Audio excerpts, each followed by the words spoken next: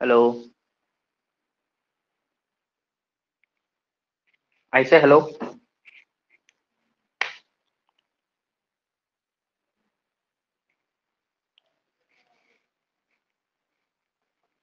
Hello'. আহিছে।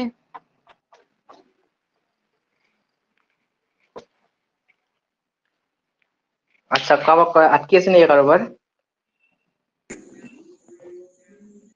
নাই sir, ঠিকেই আছে। ঠিকে আছে। আচ্ছা, আচ্ছা খোলা হৈছে নেকি? নাই হোৱা ছাৰ। ৰ'বা মই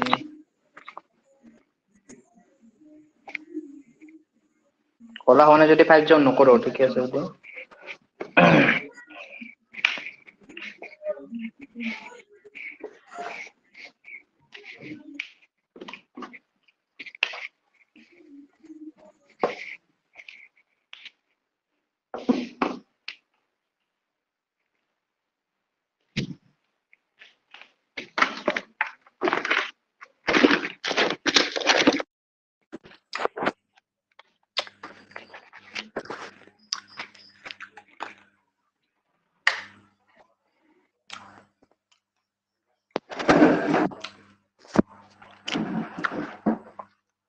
They are not made, they are born. Okay.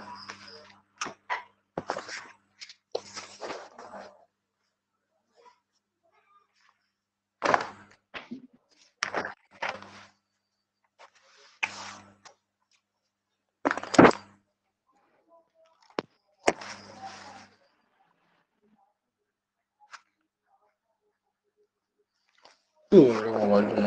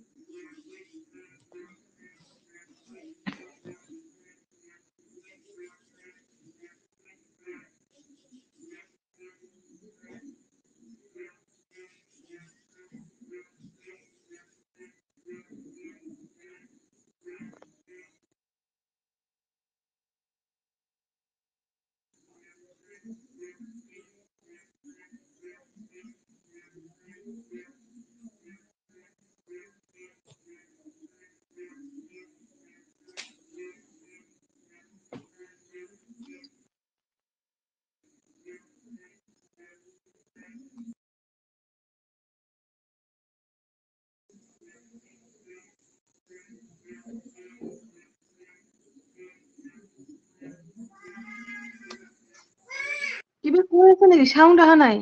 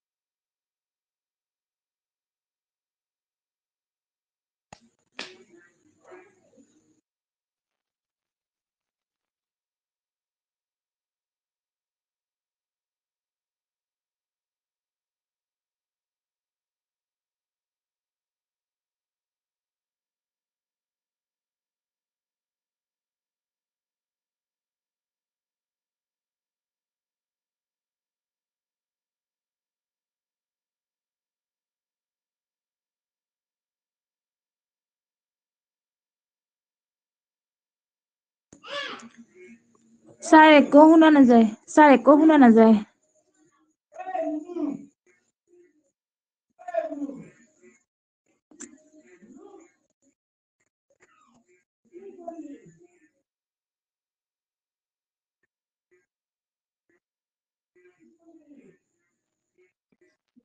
Sound অহা নাই আকৌ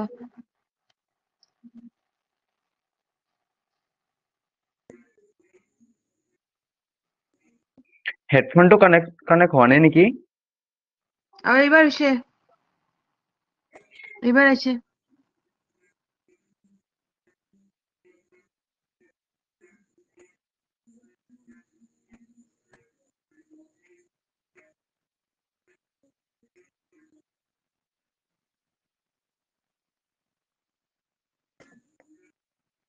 সাউন্ড অহা নাই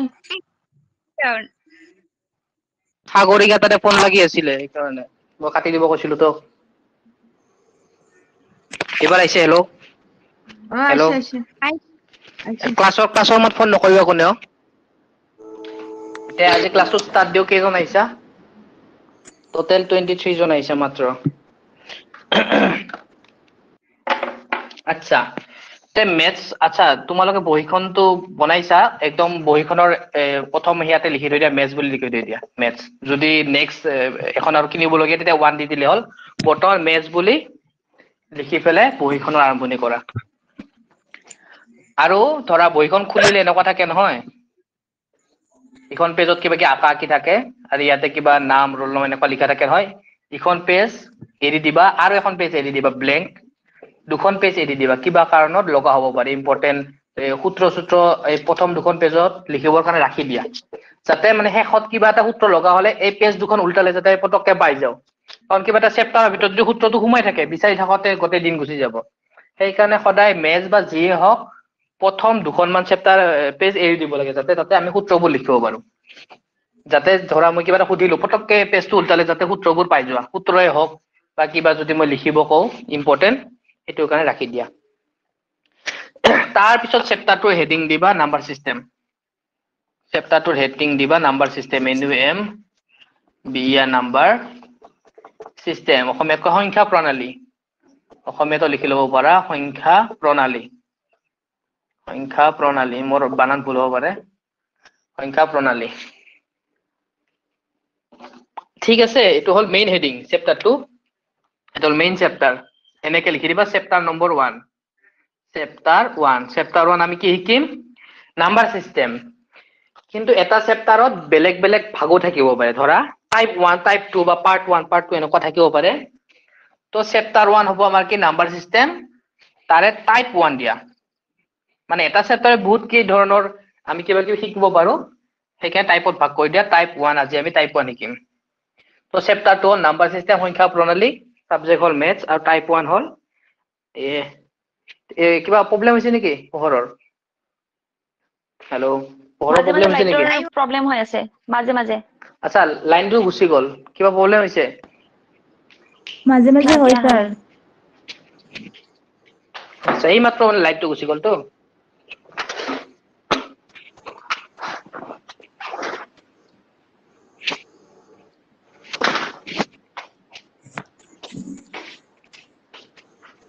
হৈছে আচ্ছা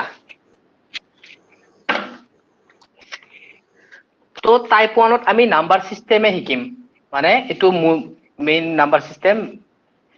টাইপ 1 তো নাম্বার সিস্টেম বুলি লিখি দিয়া নাম্বার সিস্টেম আৰু নাম্বাৰ সিস্টেমৰ বেলেগ ভাগো আছে সেইকাৰণে টাইপ 1 ত নাম্বার সিস্টেম বুলি লিখি দিয়া কোনে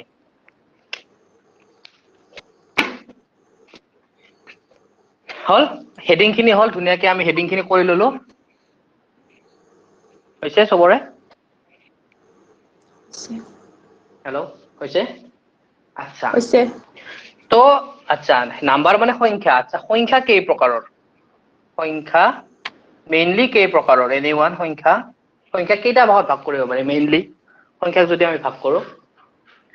সংখ্যা বা নাম্বাৰক আমি মেইনলি প্ৰধানত দুটা ভাগত ভাগ কৰিব পাৰো দুটা ভাগত এটা কি হ'ব ৰিয়েল নাম্বাৰ মই শৰ্টত লিখি দিম তোমালোকে লিখি লবা আৰু এটা হল ইমেজিনাৰী নাম্বাৰ যিমান ওয়াৰ্ল্ডত যিমান সংখ্যা থাকে এই দুটা ভাগতে সোমাই যায় ইহতৰ আৰু সাব ভাগ থাকে সাব হেডিং থাকে ইমেজিনাৰী নাম্বাৰ বা এনো লিখি দিলো ইমেজিনাৰী নাম্বাৰ ঠিক আছে আৰু অসমীয়াত যদি লিখিব খোজা ৰিয়েল নাম্বাৰ মানে হল অসমীয়াত কব বাস্তৱ সংখ্যা ৰিয়েল নাম্বাৰ অসমীয়াত কব বাস্তৱ সংখ্যা আৰু ইমেজিনাৰী নাম্বাৰক কব কাল্পনিক সংখ্যা কাল্পনিক ঠিক আছে লিখি লবা এইখিনিতে তো সমস্ত পৃথিৱীত যিমান সংখ্যা আছে আমি সংখ্যাবোৰক কেৱল দুটা ভাগতে ভাগ কৰি দিব পাৰো এইটো হল ৰিয়েল নাম্বাৰ আৰু এটা হল ইমেজিনাৰী নাম্বাৰ এটা আমি সচৰাচৰ যিবোৰ সংখ্যা দেখি থাকো সেইবোৰক ৰিয়েল নাম্বাৰ বুলি কয় তো ৰিয়েল নাম্বাৰটো আমি পিছত চাম তাৰ আগতে আমি ইমেজিনাৰী নাম্বাৰটো এনে অলপ শিকি লওঁ এক্সামত ইমেজিনাৰী নাম্বাৰৰ বিষয়ে নুসুধে জাস্ট এটা দুটা কোৱেশ্চন আহিব পাৰে যে ইমেজিনাৰী নাম্বাৰ কাক কয় এতিয়া সাপোজ আচ্ছা √4 ৰ মান কোনোবাই জানা √4 ৰ মান 2 আচ্ছা √4 ৰ মান 2 আৰু ইয়াৰ বাহিৰেও কিবা বেলেগ মান হ'ব পাৰে নেকি √4 ৰ মান এনিওয়ান √4 ৰ মান কেৱল 2 নে আৰু বেলেগ হ'ব পাৰে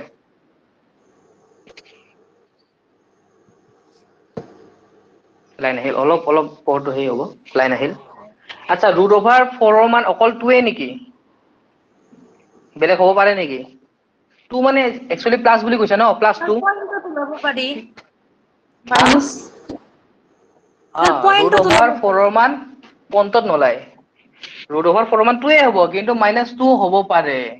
সেইকাৰণে আমাক কলেজত বা স্কুলত তাকত দেখাইছিল কি +-2 এতিয়াও যে এনসার লিখা এক্সামত এইবোৰতে কনফিউজ লাগি যায় অপচনত দিয়া থাকো +2 এটা অপচন -2 তুমি এই +2 ক্লিক মাৰি দিবা ভুল যাব এতিয়া মই বুজাই আছো কিয় +-2 হ'ব পাৰে আচ্ছা এইডাল কি চিন বুলি কয় পিছত ভালকে শিকাম আজি এনে থুলমুলকে এইডাল কি চিন বুলি কয় বৰ্গমূল চিন ঠিক আছে বৰ্গমূল চিন তো আমাক কি কৈছে এটো ধৰা বৰ্গৰ সংখ্যা এটো এটা সংখ্যা এই সংখ্যাটো বৰ্গ সংখ্যা আৰু এই চিনডাল দি আমাক কি বুজাইছে যে ইয়াৰ বৰ্গমূলটো উলাব দিছে তে বৰ্গৰ মূল আমি কেনেকে উলাম তে আমি উৎপাদক বিশ্লেষণ কৰিলে বৰ্গৰ মূল ওলাই যায় উৎপাদক বিশ্লেষণ মানে 4 হৰণ দিলে হল কেইৰে হৰণ যায় আটাইতকৈ সৰু সংখ্যা 2 ৰে হৰণ যায় 2 2 গুণ 4 তে দুটা সংখ্যাৰ কাৰণে এটা সংখ্যা লোৱা মানে ইটোৱে কৈছে যে 4 বৰ্গমূল মানে এনেকুৱা এটা সংখ্যা যেটো দুবাৰ পূৰণ কৰিলে 4 পায় এটা 2 ওলাইছে 2 দুটা পূৰণ কৰিলে আমি কি পাও 4 দুটাৰ কাৰণে এটা লোৱা মানে 4 ৰ বৰ্গমূল কি 2 কিন্তু যে কৈছা +2 অকল +2 নহয় -2 হ'ব পাৰে কাৰণ কিয় চোৱা দুটা +2 যেতিয়া আমি পূৰণ দিও কি মান পাম 4 পাম হয়নে নহয় তে এইটো বৰ্গ সংখ্যা আৰু 2 টো হল 4 ৰ বৰ্গমূল কিন্তু যদি আমি ইয়াতে লিখি দিছো দে চোৱা -2 যদি দুটা পূৰণ দিও কোনোবাই বুজি নাপালে সুধিবা দুটা ঋণাত্মক 2 পূৰণ দিছো তেতিয়াও 4 পাম নে নেপাম ধনাত্মক কাৰণ আমি স্কুলতে শিকিছিলো যে মাইনাস ইনটু মাইনাস কি হৈ যায় প্লাস হৈ যায় 2 2 গুণ কি 4 তে এই ক্ষেত্ৰত 4ৰ বৰ্গমূল কি হল +2 আৰু এই ক্ষেত্ৰত 4ৰ বৰ্গমূল কি হল -2 গতিকে আমি +2 লিখিলে হ'ব নেকি +-2 সদায়টো মনত ৰাখিবা যেতিয়া বৰ্গমূল উলিয়াব দিয়ে +-2 এটো জাস্ট এনে বুজাবৰ কাৰণে দিলো এতিয়া চোৱা লিখা দৰকাৰ নাই খিনি মই বুজাৰ কাৰণে দিলো পিছত মই বৰ্গমূল ভালকে শিকাম কিন্তু এই ক্ষেত্ৰত যদি এতিয়া মই -4ৰ বৰ্গমূল উলিয়াব দিও পাৰিবা নেকি এনেকুৱা কি দুটা সংখ্যা পূৰণ কৰিবা যে 4 পাবা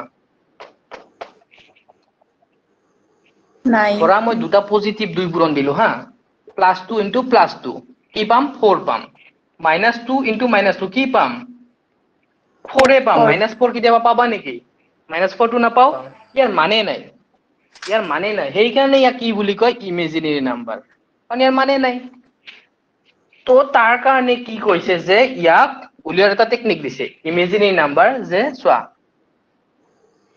-4 ইয়াক আমি কেনেকে লিখিব পাৰো ভাগ কৰি লিখিব পাৰো যে -4 মানে কি -1 * 4 লিখিব পাৰো আমি হয় নে নহয় হেল্ল হয় হয় -4ক আমি কি লিখিব পাৰো -1 * 4 লিখিব পাৰো এতিয়া বৰ্গমূল দুইটাৰ ওপৰত আছে না নাই মাজত পূৰণ চিন আছে মানে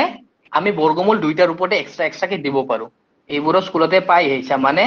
-1 * √(-4) এনেকে লিখিব পাৰো এইটোৰ পৰা আমি যাই আছে এনেকে -4ক এনেকে লিখিব পাৰো এইটো বৰ্গমূলডাল ভাগ কৰি এনেকে লিখিব পাৰো এতিয়া চোৱা 4ৰ √(4)ৰ মান জানো আমি √(4)ৰ মান কিমান 2 কিন্তু √(-) আচ্ছা তলত লিখিলে দেখা নাযায় আচ্ছা মই ওপৰত লিখি আছো আচ্ছা কৈ দিবা কিয় বলে হলে কৈ দিবা আচ্ছা মই ওপৰত লিখি আছো এইখিনিকে মই ইয়াতে লিখি দিলো হা আচ্ছা চোৱা √(-1 * 4 আমি তাক ভাগ কৰি কেনেকে লিখিব পাৰো √(-1 * √(4) বুজি পাইছা যেতিয়া মাজত পূৰণ চিন থাকে √() এনেকে ভাগ কৰি দিব পাৰি বা এইডালক অসমীয়াত কয় বৰ্গমূল এই চিনডালক কয় বৰ্গমূল ঠিক আছে আৰু পিছত বৰ্গমূলৰ চেপ্টাৰ আহিলে বুজিয়ে পাবা এইবোৰ কি বস্তু এতিয়া জাস্ট এনে থুলমূলকে জানি থোৱা এতিয়া চোৱা √(4)ৰ মানটো জানা কিমান হ'ব ধৰা এটা পজিটিভ 2 ধৰিলো এটা মান পালো কিন্তু ইয়াৰ মান আছে নেকি √(-1) ৰ মান জানা নাজানা সেইকাৰণে মেথছৰ যিবিলাক জানা মানুহ তেওঁলোকে কৈছিল ইয়াত যেটো মানে নাই আই বুলি লিখি দে মানে এইটো কি নাম্বাৰ ইয়াৰ কোনো মানে নাই এইটো কি বুলি কয় আই বুলি কয় আই মানে কি ইমেজিনাৰী নাম্বাৰ মানে ফাইনেলি আমাৰ ইয়াৰ এনসাৰ কি হ'ব √(-4) ৰ এনসাৰ হ'ব কি i2 বুজি পাইছা হেল্ল এনিওয়ান কিয়া ডাউট মানে যদি √(-) ৰ ভিতৰত মাইনাস থাকে গম পাবা সেইটো সদায় কি নাম্বাৰ হ'ব ইমেজিনাৰী নাম্বাৰ তো এক্সামত এনেকে সুধিব পাৰে এইটো কি নাম্বাৰ ৰিয়েল নাম্বাৰ বা পৰিমেয় সংখ্যা নে ইমেজিনাৰী নাম্বাৰ তেতিয়া আমি ক'ত ক্লিক মাৰিব লাগিব ইমেজিনাৰী নাম্বাৰ বা কেতিয়াবা ইয়াৰ মানো উলিয়াব দিব পাৰে যে √(-4) ৰ মান কি তেতিয়া আমি কি লিখিব পাৰো লাগব i2 মাইনাস √(-1) ৰ কাৰণে আহিল i আৰু √(-4) ৰ কাৰণে আহিল 2 ঠিক আছে তো ইমেজিনাৰীত জানিবলগীয়া এইখিনিয়ে কথা আছে আৰু একো নাই কেতিয়াবা ডাইৰেক্ট সুধি দিব পাৰে যে √(-1) ৰ মান কি i মানে ইমেজিনাৰী হল বুজি পাইছা পালো স্যাৰ হেল্ল আচ্ছা তে মুছি দিও মই এইখিনি লিখি লোৱা কিন্তু ইমেজিনাৰী নাম্বাৰ আগৰখিনি নালাগে লিখিব এইখিনি মুছি দিছো পতককে এইখিনি কিন্তু লাগিব এইখিনি লিখি লোৱা মই সাইডৰ ফালে মুছি দিছো এইখিনি লিখি লোৱা মই সাইডৰ ফালে মুছি দিছো 30 জন আহিছে এতিয়ালৈকে আচ্ছা আৰু যাৰ যাৰ হৈছে এটা কোৱেশ্চনো মই দি দিলো লগে লগে যে √(-25) ৰ মান কি হ'ব ধৰা এক্সামত আহি গ'ল √(-25) ৰ মান স্যার 5 i5 কি হ'ব i5 আগতে এটা i দিব লাগিব i5 কাৰণ কিয় -1 থাকিব এক্সট্ৰাকে তাৰ কাৰণে i আহিব আৰু 5 মানে ইমেজিনাৰী নাম্বাৰ 5 হল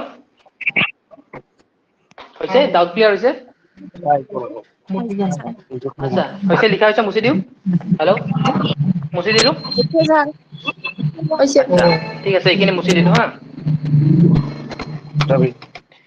আৰু এনে ৰেকৰ্ড হৈ থাকিব আজি মই ৰেকৰ্ড কৰিছো ক্লাছটো চাব পাৰিবা পিছত আচ্ছা তে ইমেজিনাৰী নাম্বাৰৰ পৰা যদি কিবা কোৱেশ্চনো আহে এইখিনি আহিব ঠিক আছে তে আমি ইমেজিনাৰী নাম্বাৰ শিকিলো নাম্বাৰ কি প্ৰকাৰৰ আছিল দুই প্ৰকাৰৰ আছিল ইমেজিনাৰী এণ্ড ৰিয়েল নাম্বাৰ আচ্ছা ইমেজিনাৰী নাম্বাৰ আমাৰ হৈ গল এতিয়া আমি কি নাম্বাৰ চাব লাগিব ৰিয়েল নাম্বাৰ আচ্ছা ৰিয়েল নাম্বাৰ কোনবোৰ এনেকে সংখ্যাৰ এটা আহি থাকে ন ক্লাছ 6 বা 7 ত যদি টিউচন কৰা দেখা পাবা না কথা কেন এতে শূন্য থাকে এতে +1 সংখ্যা ৰেখা ইয়েস +2 +3 +4 +5 আচ্ছা আৰু ইফালে কি কি হ'ব -1 -2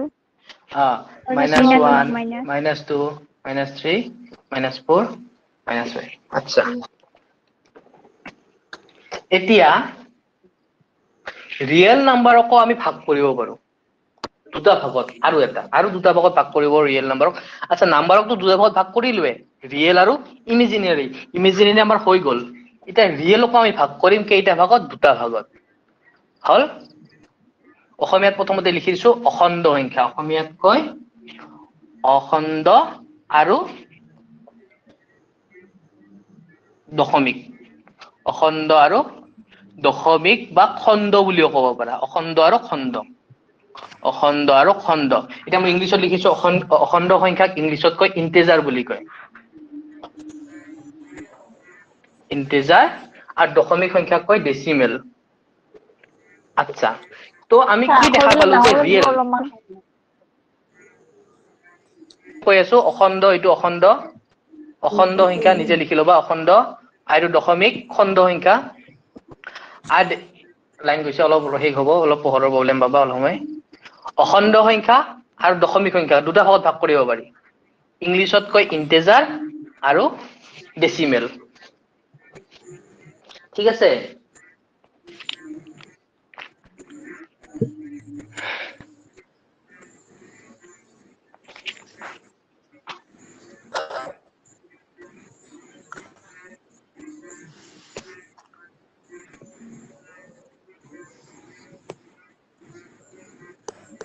লাইনটো বহুত আহা যোৱা কৰিছে আচ্ছা বুজি পালা অখণ্ড মানে কি মিনিংতে আছে অখণ্ড মানে কি যাক কি অসমীয়া ইয়াতে সোমাই আছে খণ্ড মানে কি গোটা সংখ্যা মানে এইবোৰ কি সংখ্যা এইবোৰ গোটা সংখ্যা মানে এইবোৰ কি হল ইংলিছত কি ক'ব ইন্টিজাৰ তাৰ মানে কি এইবোৰ কি সংখ্যা ইন্টিজাৰ ঠিক আছে আৰু প্ৰতিটো গোটা সংখ্যাৰ মাজতে কি সংখ্যা সোমাই থাকে দশমিক সংখ্যা যেনেকুৱা 2 আৰু 3 ৰ মাজত কি আছে এনে এটা কৈ দিয়া 2 আৰু 3 ৰ মাজত কি হ'ব পাৰে দশমিক সংখ্যা 2.1 2.2 আচ্ছা 2.1 2.2 ইয়াত থাকো 2.5 এইবোৰ কি সংখ্যা হল এইবোৰ খণ্ড হল নে নাই ভাগ কৰি দিলো নে নাই বা 2.5 মানে কি 5/2 লিখিব পাৰো নে নাই 5ক মই দুটা ভাগ কৰিলো নে নাই এইটোকে কি কয় অসমীয়াতে সিম্পল মিনিং খণ্ড বা দশমিক এই দশমিক লাগিছে বা অখণ্ড তে এইবোৰ হল অখণ্ড সংখ্যা আৰু তাৰ মাজত অসংখ্য কি থাকে আচ্ছা আৰু এটা মই ইয়াতে কৈ দিও দুটা খণ্ড সংখ্যাৰ মাজত কিমানটা খণ্ড সংখ্যা আছে ক'ব পাৰিবা এই 2 আৰু 3 ৰ মাজত দশমিক সংখ্যা কিমানটা আছে এনিওয়ান 2 আৰু 3 ৰ মাজত দশমিক ইনফিনিটটা 2 আৰু 3 ৰ মাজত ইনফিনিট নাম্বাৰ অখণ্ড সংখ্যা থাকে যেনেকুৱা আমাৰ নাম্বাৰ কেইটা গণিব পাৰো নেকি অযুত নিযুত হাজাৰ কৰোৰ ইনফিনিটি লৈকে নাম্বাৰ আছে গণিব নোৱাৰো ঠিক তেনেদৰে এক্সামত মাজতো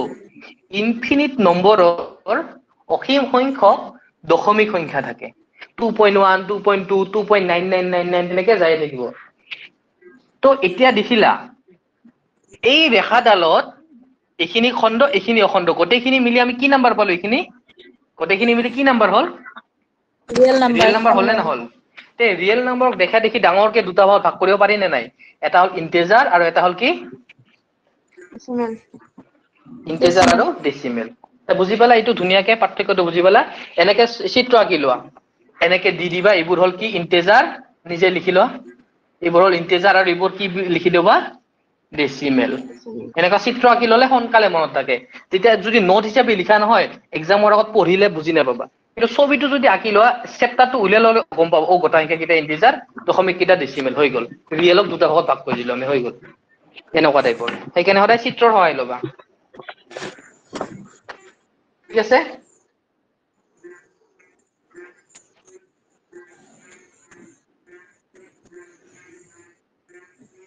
অল এইখিনিলৈকে বুজি পালা অল পাইছো আৰু কি ইমেজিনেৰী এতিয়া ৰিয়েলক আৰু কেইটা ভাগত ডাঙৰ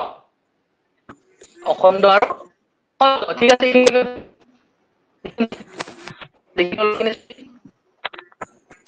আচ্ছা বুঝি দিবা গোটাবোৰ হ'ব ইন্টিজাৰ নাম্বাৰ আৰু দশমিকবোৰ হ'ল দশমিক নাম্বাৰ ঠিক আছে আচ্ছা এতিয়া আৰু মই ভাবিম এই অখণ্ড সংখ্যা আৰু আমি ডাঙৰকৈ দুটা ভাগত ভাগ কৰিব পাৰো এনিওয়ান কিবা এটা সাজেশন কি হ'ব পাৰে যুগ্ম অযুগ্ম দুটা ভাগত ভাগ কৰিব পাৰো যুগ্ম আৰু অযুগ্ম ভাগ কৰিব পাৰো নে নাই যুগ্ম আৰু অযুগ্ম ভাগ কৰিব পাৰি ইংলিছত কি বুলি ক'ব যুগ্ম ইহা হেল্ল' কি কৈছা আচ্ছা চোৱা মই আৰু ৰেখা চিত্ৰ নাকিছো আৰু এবাৰ আঁকি ল'বা যিমানে ছবি আঁকা সিমানে জীৱনত বুজা দিছি হ'ব 0 এনে কি আছে 1 2 3 4 5 -1 -2 -3 -4 দেখা পাইছা হেল্ল' আচ্ছা মই এবাৰ কেৱল গোটা সংখ্যা কেইটাহে লিখিছো কি ইন্টিজাৰ লিখিছো দশমিক কেইটা লিখা নাই আৰু মই কি কৈছো যে অখণ্ড সংখ্যাক আৰু ডাঙৰ ডাঙৰ কেইটা ভাগ কৰিব পাৰি কি কি যুগ্ম সংখ্যা আৰু অযুগ্ম সংখ্যা আচ্ছা যুগ্ম সংখ্যা কাক কয় কোৱাচোন মোক কোনোবাই যুগ্ম সংখ্যা কোনবোৰ যুগ্ম বা হয় হয় যুগ্ম বা যিবোৰ দুইৰ গুণিতক বা দুইৰে হৰণ কৰিব পাৰি মানে যেনেকুৱা একজোৰ কণী দিয়াচোন বা একজোৰ গল্লা দিয়া এনেকুৱা জোৰা জোৰা যেতিয়া দুইৰ গুণিতক হয় বা দুইৰে হৰণ কৰিব পাৰে সেইটো জোৰ বুলি কয় আৰু দুইৰে হৰণ নকলে বেজোৰ বা অযুগ্ম বুলি কয় মানে কি কি সংখ্যা হয় যুগ্ম সংখ্যা হয় কিন্তু মোক এতিয়া এনসার দিয়া -2 তো যুগ্ম সংখ্যা হয় নেকি anyone is -2 a even number is -2 a even number কি হ'ব হেল্ল' -2 ইভেন নাম্বাৰ হয় নে নহয় যুগ্ম সংখ্যা হয় নে নহয় হয় বাকি পড়ে হ'ব দা হা হ'ব তো যুগ্ম সংখ্যা হ'ব কেৱল আগত মাইনাস চিহ্ন আছে মাইনাস মানে কি ধাৰ আছে দুটা বস্তু লৈছিলে আৰু দুটা আম লৈছিলে দুটা আম ধাৰ আছে মাইনাস মানে কি ধাৰ কিন্তু যুগ্মটো হয় ন গতিকে যুগ্ম সংখ্যা পজিটিভতো যাব আৰু নিগেটিভৰ ফালেও আহিব পাৰে বুজি পাইছা তো যুগ্ম সংখ্যা পজিটিভ হ'ব পাৰে নিগেটিভ হ'ব পাৰে এইখিনি বুজি পালা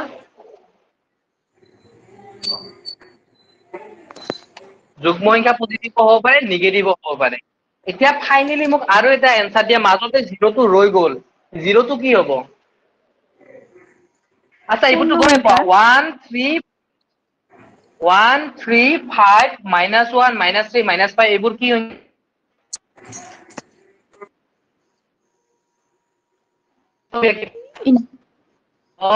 যুগ্ম সংখ্যা আচ্ছা আমি গ'ল গোটেইখিনি গম 1 2 3 4 কিন্তু জিৰোটো ৰৈ গ'ল জিৰোটো কি দিম এতিয়া জিৰোটো যুগ্মত দিম না অযুগ্ম পূৰ্ণ সংখ্যা পিছত আহিব আগে মই ভাগ কৰি আছো যুগ্ম নে অযুগ্মত যুগ্ম নে অযুগ্ম পূৰ্ণটোও হয় কিন্তু যুগ্ম নে অযুগ্ম সেইটো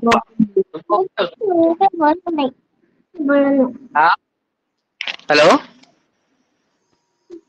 স্যাৰ একো দেখা পোৱা নাযায় নেটৱৰ্ক প্ৰব্লেম হৈ আছে হেল্ল' দেখা পোৱা নাই আচ্ছা ৰেকৰ্ডিং কৰি যাবা কাৰণ অলপ বৰষুণ দি আছে চাগে হেল্ল' বাকীবোৰ দেখা নাই নেকি দেখা পোৱা নাই মাজে মাজে ডিসকানেক্ট হয় আচ্ছা মই 5G অন কৰি আছো অলপ ৱেট কৰা 5G অন কৰি আছো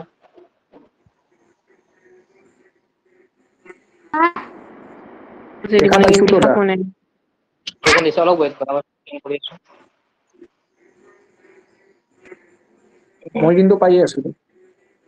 পাই আছা নেকি মোৰ ফালৰ পৰা প্ৰব্লেম নাই কোনোবাই এজনে যদি পাই আছা মোৰ ফালৰ পৰা প্ৰব্লেম নাই স্যাৰ ময়ো দেখা পাই আছো কিন্তু আৱাজটো অলপ প্ৰব্লেম হৈ আছে হেল্ল' হেডফোন স্যাৰ এতিয়া দেখা পাইছো কিন্তু আউট আচ্ছা আচ্ছা ৰেকৰ্ডিঙো পাই যাবা টেনচন নাই আচ্ছা চোৱা এতিয়া জিৰ'টো কেতিয়াবা সুধি দিয়ে জিৰ'টো কি সংখ্যা জিৰ'টো হ'ল কি সংখ্যা যুগ্ম সংখ্যা মনত ৰাখিবা জিৰ' হৈছে কি নাম্বাৰ ইভেন নাম্বাৰ ঠিক আছে জিৰ'টো সদায় এটা যুগ্ম সংখ্যা হয় ঠিক আছে তে আমি নম্বৰক দুটা ভাগত ভাগ কৰিলো কি কি ৰিয়েল নাম্বাৰ আৰু ইমেজিনেৰী নাম্বাৰ তোমাৰ হৈ গ'ল আই তাৰপিছত এতিয়া ৰিয়েল নাম্বাৰক আৰু দুটা ভাগত ভাগ কৰিলো সেই দুটা ভাগ কি হ'ল অখণ্ড সংখ্যা আৰু খণ্ড সংখ্যা বা ইন্টিজাৰ এণ্ড ডেচিমেল ঠিক আছে এতিয়া আমি ডেচিমেলটো পিছত চাম অখণ্ড সংখ্যাটো কি ইভেন এণ্ড অড মানে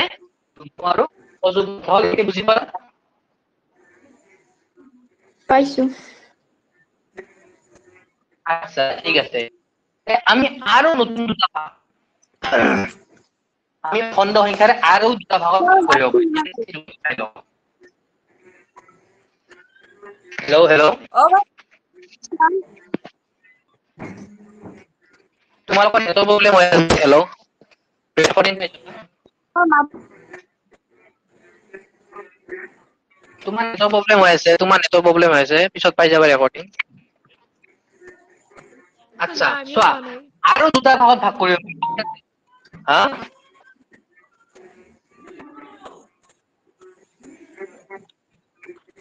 স্যাৰ একো দেখা পাই কাটা গৈছে গৈছে নেকি ভিডিঅ'টো কাটা হা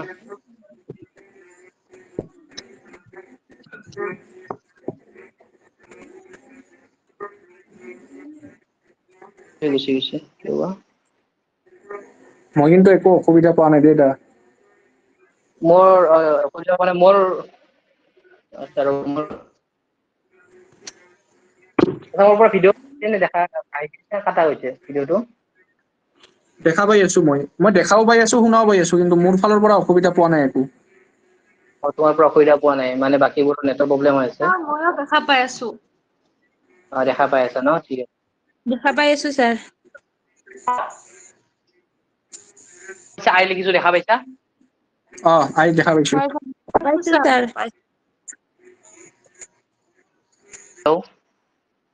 হেল্ল' অলপ প্ৰব্লেম হৈ দা আছে পাইছো আহিছে এইবাৰ পাইছো পাইছো দা। আহিছে স্যাৰ টেকনিকেল প্ৰব্লেম হৈ আছিল আচ্ছা এতিয়া আহিছে আচ্ছা এপটোৰো মাজে মাজে প্ৰব্লেম হৈ যায় ঠিক আছে এতিয়া আহিছে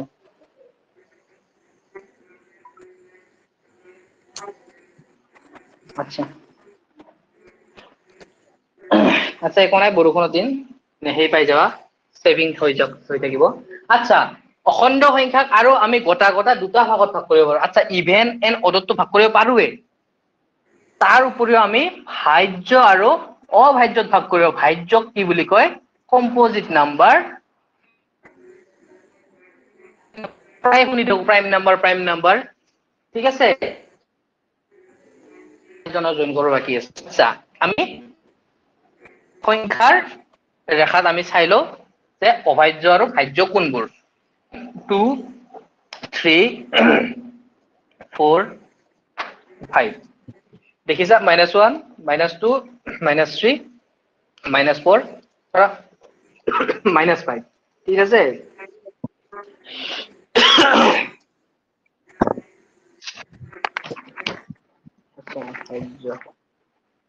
যৌগিক আচ্ছা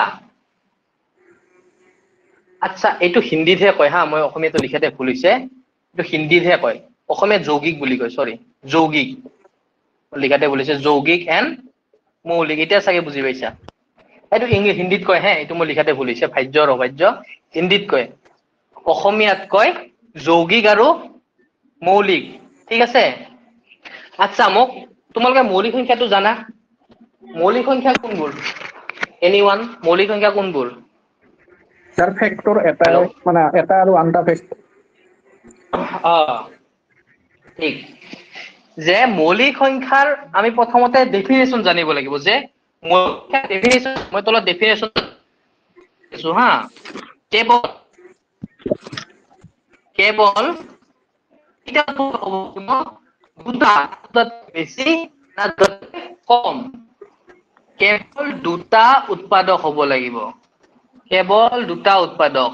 আৰু সেই উৎপাদক দুটা কি কি আৰু সেই সংখ্যাটো নিজে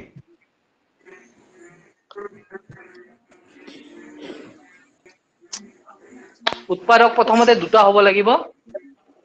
এক আৰু কোন সেই সংখ্যাটো নিজে এতিয়া মোক কোৱা 1 টো মৌলিক সংখ্যা হয় নেকি One to prime prime number. number sir one Prime number মৌলিক নহয়। নহয় যৌগিক নহয় নহয় ছাৰ 1 নহয় নহয় 1 কিয় নহয় আমি চাও এতিয়া চোৱা 1 ৰ উৎপাদক কি 1 এক আৰু সেই নিজে মানে এটাই yes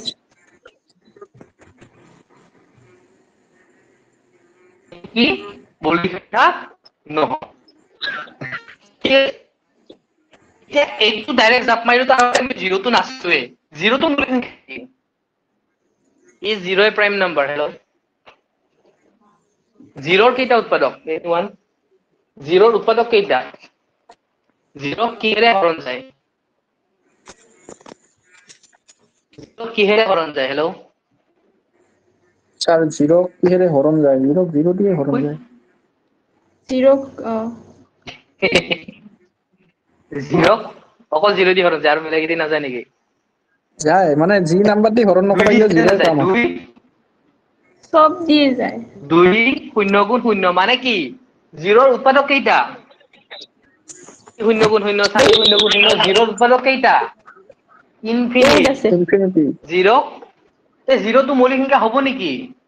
নহয় ডেফিনেশ্যন নিমিলে কাৰণ ডেফিনেশ্যনত কৈ দিছে দুটা উৎপাদক হ'বই লাগিব না উৎসে জাদা না উৎসে তোৰা কম এতিয়া আমি দুইক চাও দুইৰ উৎপাদক কেইটা কি কি দুইৰ উৎপাদক দুই কি হৰণ যায় এক আৰু দুই মিলিছে না নাই দুটা উৎপাদক হ'ব লাগিব এক আৰু সেই সংখ্যাটো নিজে তে দুই এটা কি হ'ল দুই প্ৰাইম নাম্বাৰ মৌলিক সংখ্যা আচ্ছা দুইৰ পিছত আমি নেক্সট মৌলিক সংখ্যা কোনটো পাম দুইৰ পিছত নেক্সট মৌলিক সংখ্যা কোনটো পাম 3 কাৰণ ইয়াৰ উৎপাদক কি কি 1 and 3 আচ্ছা 4 টো চাৰিৰ চাৰিটো চাৰিটা মৌলিক নেকি চাৰিৰ চাৰিটা হ'ব তাৰ পিছত কি পাম পাঁচৰ পিছত পাম বুজি পালা পাঁচৰ পিছত কি ন নেকি 7 ছাৰ সাতৰ পিছত 7ৰ পিছত ন মৌলিক সংখ্যা নেকি নহয় স্যাৰ ন মৌলিক সংখ্যা মোক 3 দি হৰণ যায় ন মৌলিক সংখ্যা নহয় এইবোৰ চাবা এক্সাম পতককে ভুল লাগি যায় 11 স্যাৰ 11 13 ছাৰ 11 13 17 17 19 আমি প্ৰাইম নম্বৰৰ উৎপত্তিটো গম পালো yes হৈ যাব বাকী বহি দিগদাৰ হল প্ৰাইম নম্বৰৰ উৎপত্তি গম পালো আমি কি হ'ল প্ৰথম কম্পোজিট নাম্বাৰ যৌগিক সংখ্যা হ'বলৈ কি হ'ব লাগিব যৌগিক সংখ্যা হ'বলৈ উৎপাদক কেইটা হ'ব লাগিব এনিওয়ান যৌগিক সংখ্যা হ'বলৈ কেইটা উৎপাদক হ'ব লাগিব দুটাতকে বেছি নেকি তাৰ দুটাতকে বেছি হ'ব লাগিব আচ্ছা এজনে কৈছে তাতকৈ বেছি হল ঠিক আছে দুটাতকৈ বেছি তেনেহলে জিৰোটো কি যৌগিক সংখ্যা নেকি দুটাতকৈ বেছি 0টাটো যৌগিক নহয় জিৰোটো যৌগিক সংখ্যা মিলি আছে দুটাতকৈ বেছি পূৰ্ণ সংখ্যা স্যাৰ পূৰ্ণ সংখ্যাটো এক্সট্ৰাকে ৰাখি দিয়া সেইটো সংখ্যাৰ কনচেপ্টটো পাহৰি যোৱা পূৰ্ণ সংখ্যা স্বাভাৱিক সংখ্যা একে শিকাম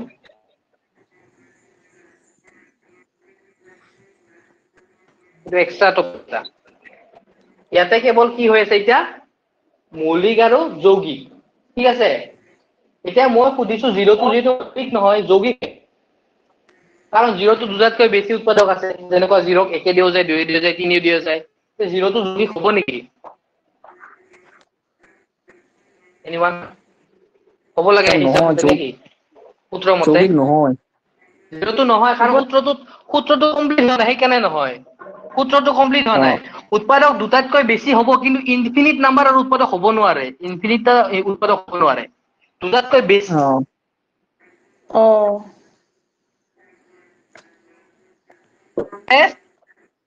কি নাম্বাৰ স্মলেষ্ট কম্পোজিট নাম্বাৰ লিখি লোৱা আটাইতকৈ সৰু যৌগিক সংখ্যা কি 4 আটাইতকৈ সৰু মৌলিক সংখ্যা কি হেল্ল 2 হা yes 2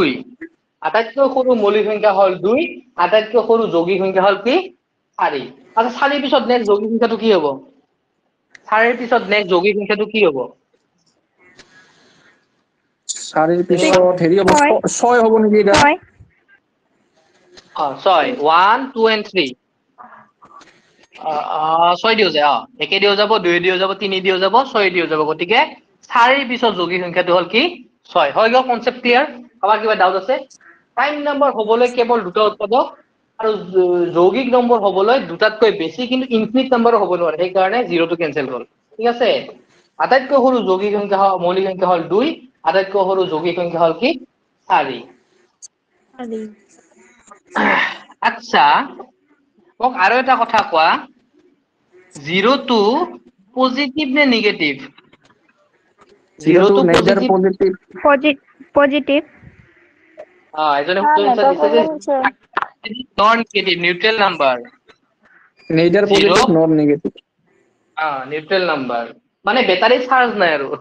ইফালে ইফালে পজিটিভ চাৰ্জ ইফালে নেগেটিভ নিউট্ৰেল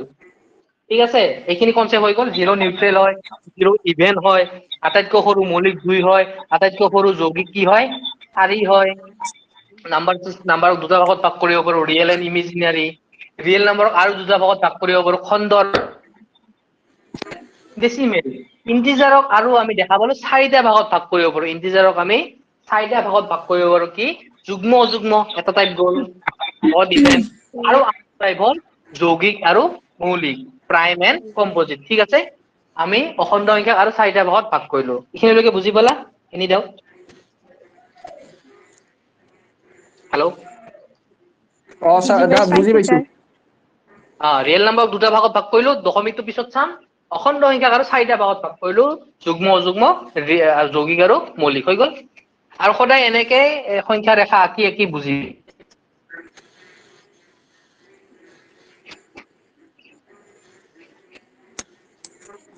হেল্ল কিছুমানৰ নেটৱৰ্ক বেয়া ওলাই গৈছে আচ্ছা মুছি দিলো হা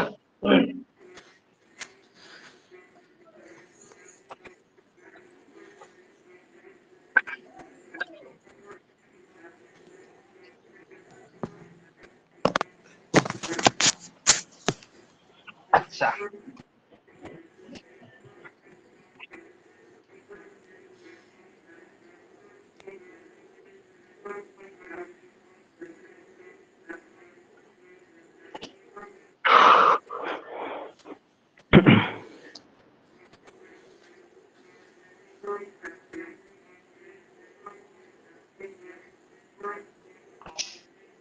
আমি দশমিক সংখ্যা চাম দশমিক সংখ্যাক আৰু দুটা ভাগত ভাগ কৰিব পাৰি অসমীয়াত কয় এইটো পৰিমেয় অপৰিমেয় পৰিমেয় সংখ্যা পৰিমেয় সংখ্যা আৰু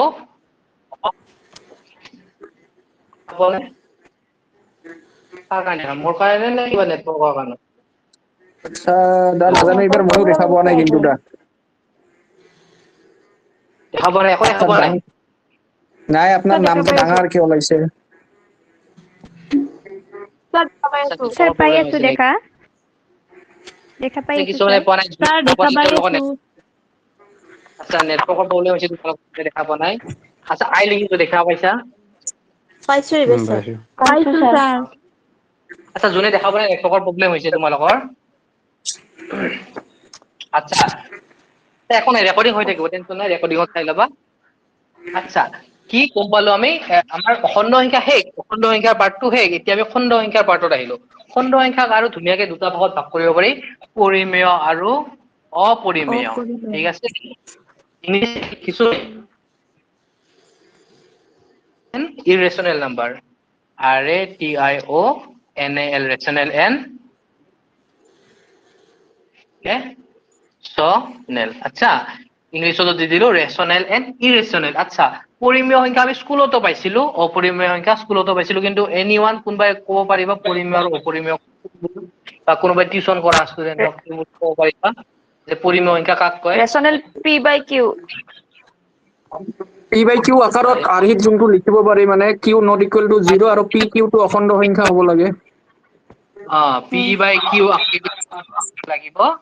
আৰু P আৰু Q অখণ্ড সংখ্যা হয়। কিয় থাকে? P আৰু Q কি হ'ব লাগিব? not equal to P 0 আৰু Q অখণ্ড সংখ্যা হ'ব লাগিব, অখণ্ড। ঠিক কথা আৰু কৈছা। Q টো 0 হ'ব নোৱাৰে। Q টো 0 হ'ব নোৱাৰে, ঠিক কৈছা। আৰু লগতে আমাৰ তলত যোনটো Q আছে সেইটো কি 0 হ'ব নোৱাৰে, এইটোৱে হ'ল থুলমূলকৈ ডেফিনেশ্যন। এতিয়া এইটো মানে অলপ P/Q লিখি দিছে,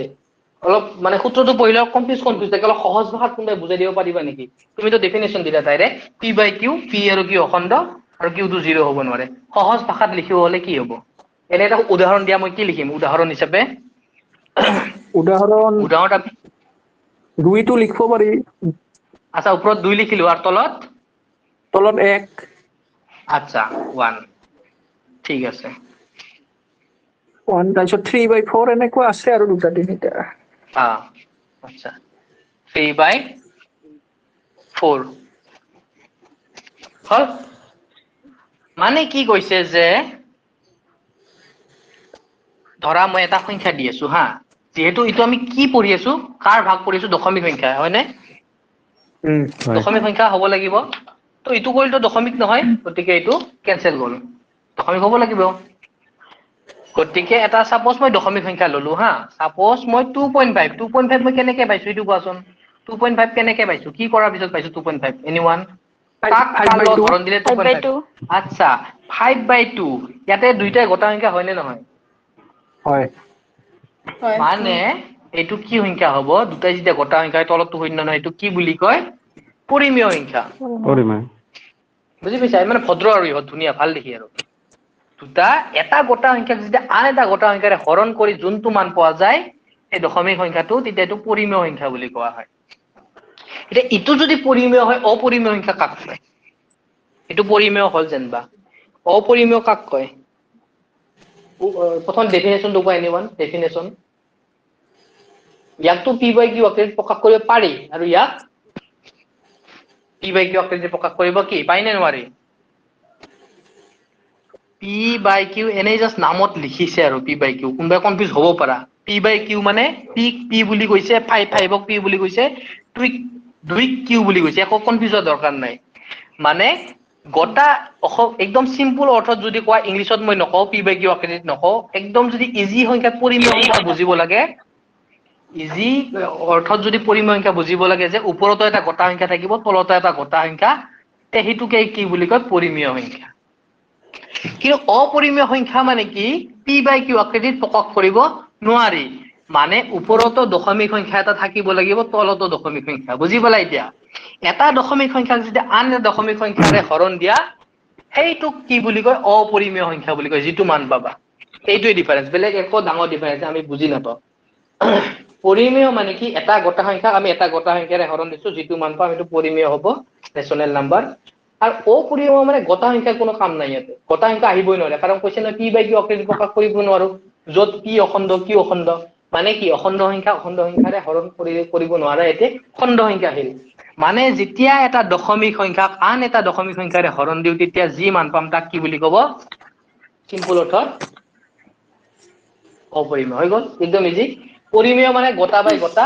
অপৰিমেয় মানে খণ্ড বাই খণ্ড, শেষ। এইটোৱে মিনিং। এতিয়া পৰিমেয়ৰ এটা চিম্পুল উদাহৰণ মই দি আছো, যেনেকুৱা √2। √2ৰ মান কিমান হ'ব? যেতিয়া উলিওৱা √2ৰ মান কেতিয়াও শেষ নহয়, এনেকে গৈ থাকিব। 1 ৰবা, √2ৰ মান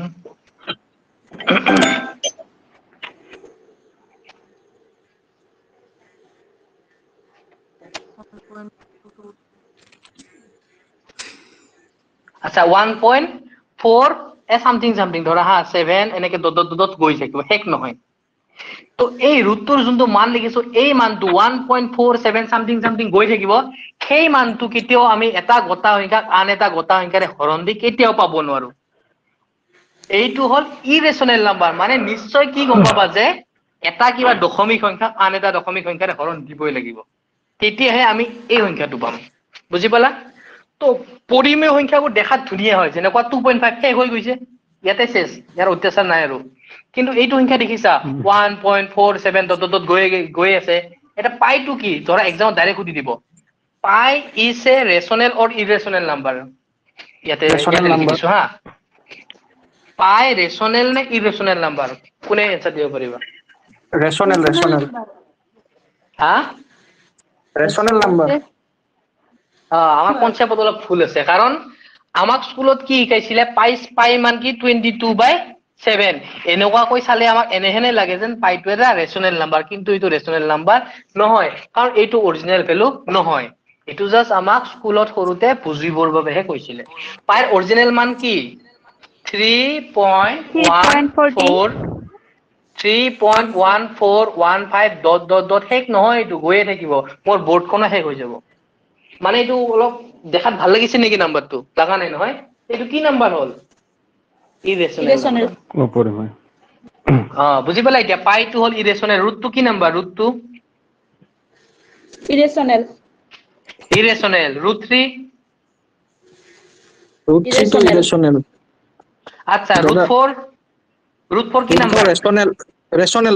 yes ৰুট 4 ৰেশনেল নাম্বাৰ হৈ গল কাৰণ 2 পাম আমি ঠিক আছে এতিয়া আচ্ছা যদি দাদা মই এটা এনেকে কথা লিখো সুধিব পাৰো নেকি হেল্ল' দাদা এটা কথা সুধিব পাৰো মানে কি আপোনাৰ এই কিছুমান 10 ৰ কিতাপত 3.14 টো কিবা ৰেশনেল নাম্বাৰ দিয়া আছে এইটো কি ইৰেশনেল হ'ব নে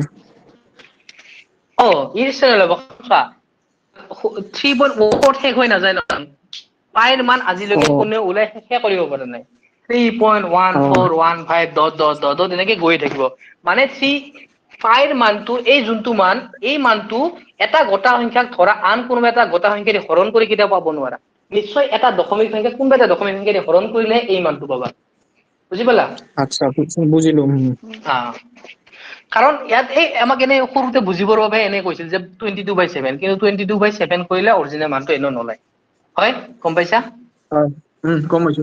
তো পাই হল ইৰেশনেল নাম্বাৰ তথাপিতো এবাৰ নেটত সাৰ্চ কৰি লবা এইটো একবাৰ কনফিউজ যাৰ আছে নেটত এইটো হা পাই ৰেশনেল নে ইৰেশনেল নেটত সাৰ্চ কৰি লবা মই এবাৰ চাই লম যেনবা নেটত সকলোৱে সাৰ্চ কৰি লবা ইজ পাই এ ৰেশনেল অৰ ইৰেশনেল নাম্বাৰ বাকি কনফিউজন দূৰ হল একদম ইজি দশমিকক দুই ভাগত ভাগ কৰিব পাৰি পৰিমেয় আৰু অপৰিমেয় পৰিমেয় মানে গটাৰে হৰণ অপৰিমেয় মানে দশমিকক দশমিকেৰে হৰণ এইখিনি সূত্ৰ বেলেগ একো টান বস্তু নহয় এইটো গটাৰে হৰণ কৰিলে পৰিমেয় দশমিকক দশমিকে হৰণ কৰিলে অপৰিমেয় ঠিক আছে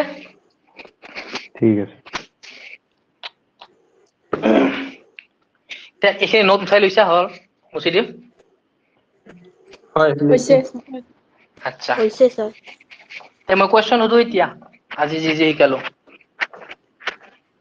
আচ্ছা আটাইতকৈ সৰু ধনাত্মক যুগ্ম সংখ্যা কি ধনাত্মক মানে পজিটিভ না 1 হ'ব 1 টো যুগ্ম নেকি যুগ্ম সংখ্যা কৈছিল 2 হ'ব 2 আচ্ছা 0 টো যুগ্ম নে অযুগ্ম সংখ্যা যুগ্ম যুগ্ম 0 টো যুগ্ম সংখ্যা মই কৈছিলো 0 টো যুগ্ম সংখ্যা 0 টো ধনাত্মক নে ঋণাত্মক সংখ্যা এইটো মানে নিউট্ৰেল এইটো নিউট্ৰেল চাৰ্জ নাই ধনাত্মক নহয় ঋণাত্মক নহয় আটাইতকৈ সৰু মৌলিক সংখ্যা কি মৌলিক সংখ্যা আপোনাৰ হেৰি হ'ব 4 2 আটাইতকৈ সৰু মৌলিক সংখ্যা 2 সৰু যৌগিক সংখ্যা যৌগিক 4 4 আটাইতকৈ সৰু যৌগিক সংখ্যা 4 ঠিক আছে আৰু পিছত আমি ইমেজিনাৰী নাম্বাৰক কিহেৰে কোনটো আখৰেৰে সূচাও আই মানে ৰুট ওভাৰৰ ভিতৰত যেতিয়া বৰ্গমূলৰ ভিতৰত যেতিয়া মাইনাস থাকিব সেইটো সদায় ইমেজিনাৰী নাম্বাৰ মনত ৰাখিবা ঠিক আছে তে আজি মই যিখিনি শিকালো কালি পাহৰি যাবা একদম চিয়ৰ কথা সেইকাৰণে মই যে শিকালো এবাৰ আৰু মানে ক্লাছটো শেষ হোৱাৰ পিছত লগে লগে এবাৰ ৰিভাইজ দি দিবা চাই ল'বা কাৰণ যেতিয়া লগে লগে এবাৰ ৰিভাইজ দি দিয়া নাপাহৰা আৰু নেক্সট দিন আৰু চাবা মানে এটা টেকনিক আছে 1 3 7 মানে লগে লগে কৰিলা একদিন পিছত আৰু কৰিলা 3 দিন পিছত আৰু ৰিভাইজ কৰিলা সেই বস্তুটোকে আৰু 7 দিন পিছত এনেকুৱা যদি এই টেকনিকটো 3বাৰ ৰিভাইজ দি দিয়া এটা বস্তু একদিন 3 দিন আৰু 7 দিন এই 6 মাহলৈকে মনত থাকি যায় 6 মাহ কাৰণ বেছি বুক পঢ়িব নোৱাৰে হিমাংশু এটা কোৱেশ্চন সুধো হা ইৰেশনাল জাস্ট যেতিয়া মানে এই ক্লাস 7 ৰ বুকত এনেকা আছে হা সাপোজ 0.4 ডিভাইডেড বাই মানে 0.4 ডিভাইডেড বাই 0.2 0.4 ডিভাইডেড আমি তো 0.2 ৰিমুভ কৰি যদি কৰো তেতিয়াতো আমি 2 পাম যদি 0.2 ৰিমুভ কৰো তে হেতু ইৰেশনালত ধৰিব না যদি 10 দি ইনটু কৰি এটো মানে কৰো তেতিয়া ইৰেশনালে হ'ব না এটো ৰেশনাল নাম্বাৰ হৈ গেল ইৰেশনাল কেনকে হ'ব ৰেশনাল মানে যদি সাপোজ এতিয়া ৰেশনাল মতে যিকোনো মানে ডেসিমেল নাম্বাৰক আমি যদি ডেসিমেল নাম্বাৰ দি ডিভাইড কৰো আমি আচ্ছা মই তো উদাহৰণ দিয়াতে এনেকে দিয়া কাৰণে তই বুজি বনাইছা 1.5 no actually to 1.5 something something something divided by 2.5 something something something তাৰ মানে ইনফাইনাইট লৈকে থাকো শেষ নহয় আচ্ছা মই তো এক্সট্ৰা দিয়া নাই তই থাকে মানে তাৰ মানে পয়েন্টত থাকলে বস্তুটো নহয় এটো মানে পয়েন্ট হলে যে হ'ব হেতু মেটাৰ নকৰে দূৰলৈকে যাই থাকিব লাগিব বুজি পাইছা আচ্ছা আচ্ছা ওকে আৰু একবাৰ নেটতো চাই লবি কি আছে এই কিতাপত কিছুমান ভুল দিয়া থাকে কিতাপত বহুত এই ভুল তো লাগে স্কুলৰ কিতাপত কিছুমান বস্তু কনফিউজিং থাকে পঢ়াইছো যদিও ভুল থাকে তাতে পাইটা জেনেৰেল ৰেশনাল দি থৈ দিছে থাকে পাইটা ৰেশনাল দি থৈ দিছে নেটত একবাৰ চাই লবি হলো কিন্তু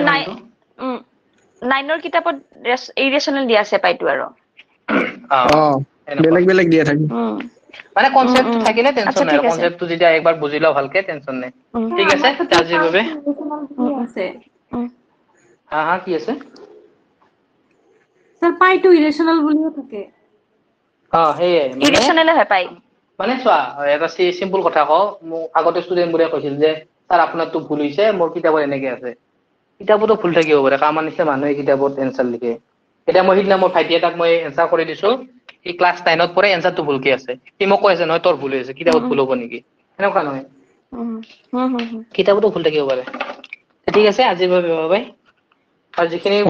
আজি দিলো আৰু অলপ হলে ভাল আছিল আৰু অলপ নহব টাইম হৈছে মোৰো এতিয়া ভাত বনাই খাব লাগে অকলে থাকো